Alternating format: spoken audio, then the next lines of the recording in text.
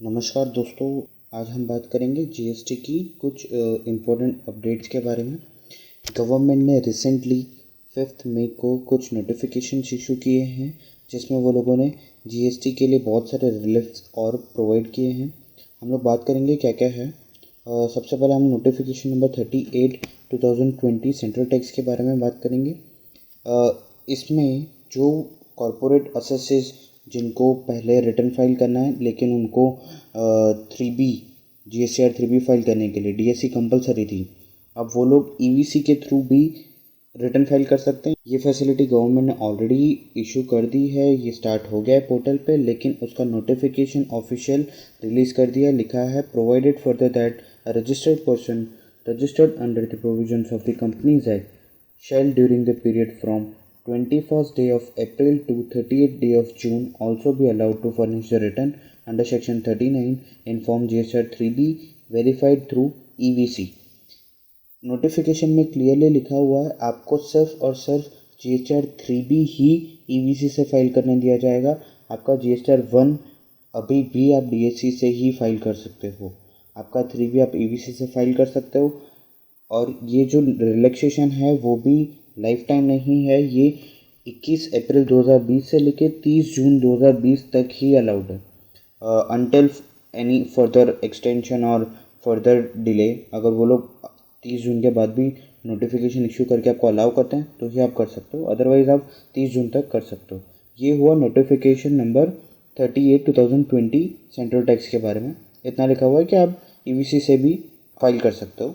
एक और इम्पॉर्टेंट चीज़, अगर आपको आपका नील रिटर्न फाइल करना है GSR 3B का, अगर आपको नील रिटर्न फाइल करना है तो आप उस नील रिटर्न को एक SMS रजिस्टर्ड मोबाइल नंबर जो आपका रजिस्टर्ड है GST पोर्टल पे, वहाँ से आप एक शॉर्ट मैसेजिंग सर्विसेज के थ्रू भी आप घर बैठे बैठे अपना GST का नील रिटर्न फाइल कर सकते हो।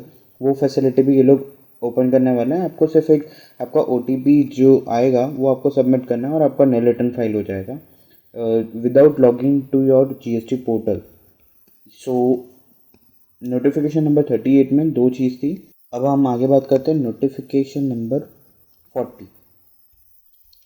नोटिफिकेशन नंबर 40 बहुत इम्पोर्टेंट है। बहुत सारे लोगों को ये प्रॉब्लम हो रही है कि भाई हम लोगों ने जब लॉकडाउन नहीं था तब हम लोगों ने ई-वे बिल जनरेट किया था और वो हमारा वैलिडिटी एक्सपायर हो गया। अब हम लोग उसमें टाइम भी एक्सटेंड नहीं कर सकते हैं और हमारा जो भी व्हीकल है वो बीच में कहीं पे अटका हुआ है क्योंकि गवर्नमेंट ने सब रोड्स ब्लॉक कर दिए हैं, वो सब कर दिया है। तो अब हम लोग ई-वे बिल को आगे कैसे फर्दर प्रोसेस करें, क्योंकि गवर्नमेंट ने एक्सटेंड किया था पहले की भाई आपका इतने टाइम तक में कोई भी ई-वे बिल बना हुआ है, गवर्नमेंट ने वो वैलिडिटी 30 अप्रैल तक एक्सटेंड कर दी थी। लेकिन 30 अप्रैल के बाद जो ई-वे बिल की वैलिडिटी एक्सपायर हो रही है या जो पहले एक्सपायर हो गई थी लेकिन व्हीकल अभी तक भी है, उनका क्या? तो गवर्नमेंट ने क्लेरिफिकेशन दिया है, provided that where an e way bill has been generated under rule 138 of the CGST rules 2017 on or before 24th day of March।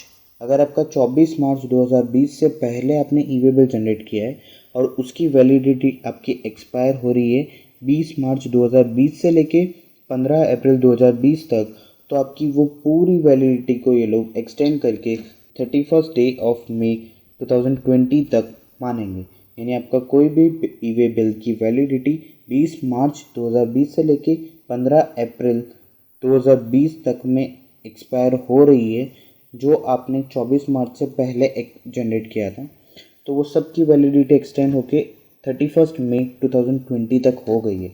ये बहुत बड़ा रिलैक्सेशन है बिकॉज बहुत सारे लोगों प्रैक्टिकली ये प्रॉब्लम फेस कर रहे थे कि भाई हमारा ई-वे बिल की वैलिडिटी एक्सपायर हो गई, अब हम लोग जब वो व्हीकल की मूवमेंट स्टार्ट करेंगे तो हम लोग वापस से कैसे ई-वे बिल बनाएं, क्योंकि आपको पता है कि आप सेम इनवॉइस पर से सेम डॉक्यूमेंट पर से दूसरा ई-वे बिल जनरेट नहीं कर सकते हो। सो डोंट वरी, आपको नया ई-वे बिल बनाने की ज़रूरत नहीं है क्योंकि आपकी वो वैलिडिटी ऑलरेडी एक्सटेंड हो चुकी है 31 मई 2020 तक। अब हम लोग आगे बात करते हैं नोटिफिकेशन नंबर 41। नोटिफिकेशन नंबर 41 बहुत बड़ा रिलीफ गवर्नमेंट की साइड से, जो आपको GSTR 9 और 9C फाइल करना था जिसकी ड्यू डेट थी 30 जून 2020, एक्सटेंड होके पहले 31 मार्च था, वो एक्सटेंड होके 38 जून हुआ है। बहुत बड़ा रिलीफ है। अब वो आप जो आपका रिटर्न है 9(9)C एनुअल रिटर्न, जैसा कि आप जीएसटी की लैंग्वेज में बोलते हो, वो एनुअल रिटर्न आप 30 सितंबर 2020 तक फाइल कर सकते हो फॉर फाइनेंशियल ईयर 2018-19। यस, जो 30 जून तक आपको फाइल करना था वो आप 30 सितंबर तक कर सकते हो।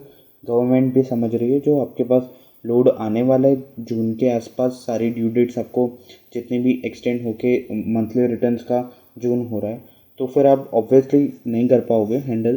तो गवर्नमेंट ने वो डेट भी एक्सटेंड करके 30 सितंबर 2020 कर दी है। मतलब 9 और 9C की डेट एक्सटेंड होकर 30 जून से 30 सितंबर 2020 हो गई है फॉर फाइनेंशियल ईयर 2018-19। अब हम लोग आगे बात करते हैं नोटिफिकेशन नंबर 42। नोटिफिकेशन नंबर 42 में certain dates Jammu and Kashmir की for the month of GSR 3B filing for the month of November to February वो एक्सटेंड होके 24 मार्च कर दी है। 3B की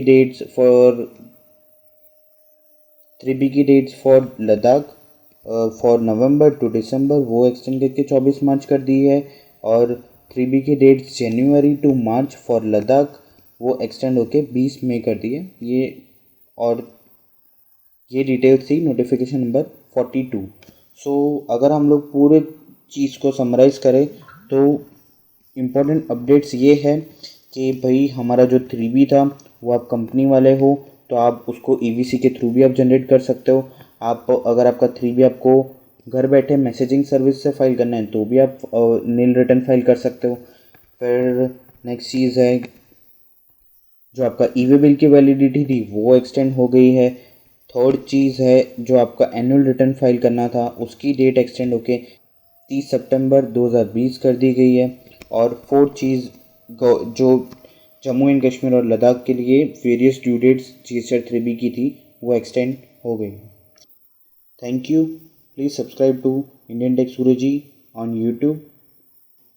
And if you wish to receive all the updates right into your WhatsApp inbox, then send hi on 76980 82082. Thank you.